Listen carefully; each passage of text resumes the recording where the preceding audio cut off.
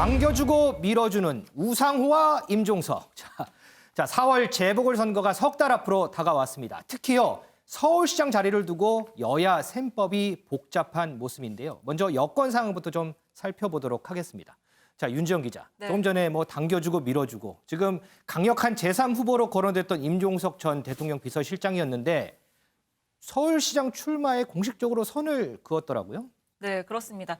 저희도 이전에 얘기를 전해드린 적이 있는데 이 임종석 실장의 SNS를 두고 혹시 이 정계에 다시 복귀하는 게 서울시장 출마를 염두에 둔 것 아니겠느냐 이런 얘기들을 했었습니다. 그런데 임 실장 여기에 대해서 선을 그은 겁니다. 임종석 전 비서실장은 어제 SNS를 올렸는데요. 여기에 저는 우상호 형에게 아주 적극적으로 서울시장 출마를 권유했다. 그러면서 제 마음 다 실어서 우상호 의원을 지지한다고 말씀드린다라고 밝혔습니다. 그러면서 우상호 꼰대 아닌데 진짜 괜찮은 사람인데 왜 지지율이 안 오르는 거냐 이렇게 안타까움을 표하기도 했습니다. 자, 우상호 의원을 서울시장 후보로 밀어줬던 이 임종석 전 실장. 자, 반대로 우상호 의원은 임종석 전 실장을 대선으로 또 밀더라고요. 네, 그렇습니다. 관련해서 우상호 의원 발언 준비해봤는데요. 얘기 먼저 듣고 오겠습니다. 지금 이제 저희 세대가 50대 중후반인데요.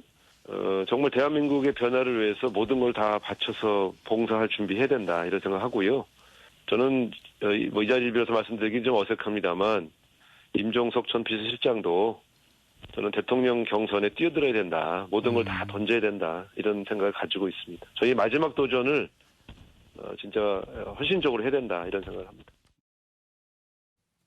네, 지금 들으신 것처럼 우상호 의원은 이 임 전 실장이 대통령 경선에 뛰어들어야 한다라고 하면서 이 대선 출마를 공개적으로 권고하고 나섰습니다. 윤경호 의원님, 지금 임종석 전 실장하고 우상호 의원 86세대로 상당히 각별한 사이로 저는 알고 있어요. 근데 지금 얘기를 들어보면 두 사람이 나름대로 보궐선거, 대선 이렇게 좀 역할 분담한 거 아닌가 저는 그런 생각이 드는데 어떻게 보세요? 역할 분담을 둘이 했는지는 알 수 없지만 네. 비춰지기는 그렇게 비춰지네요. 네. 그러나 과연 유권자들이, 국민들이 볼 때 그렇게 둘이 같이 나오면 동반 상승 효과를 누릴 수 있을까?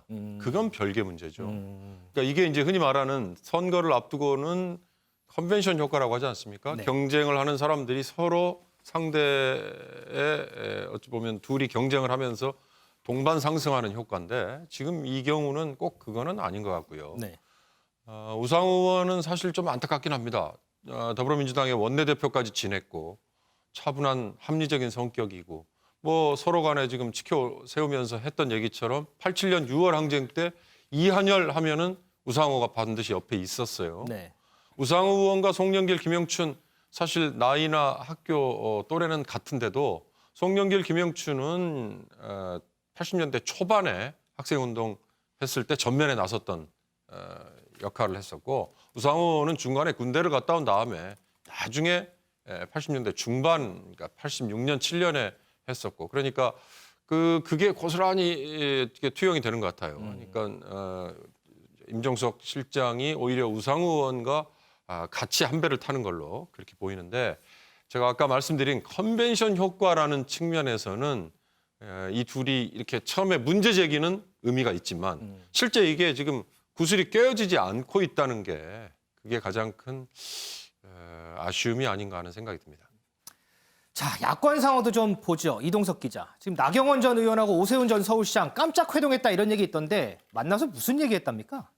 네, 그렇습니다. 차기 서울시장 재보궐선거 유력 국민의힘 후보로 알려진 나경원 전 의원과 오세훈 전 서울시장이 그제 3일 회동을 했습니다. 긴급 회동에 나선 건데요.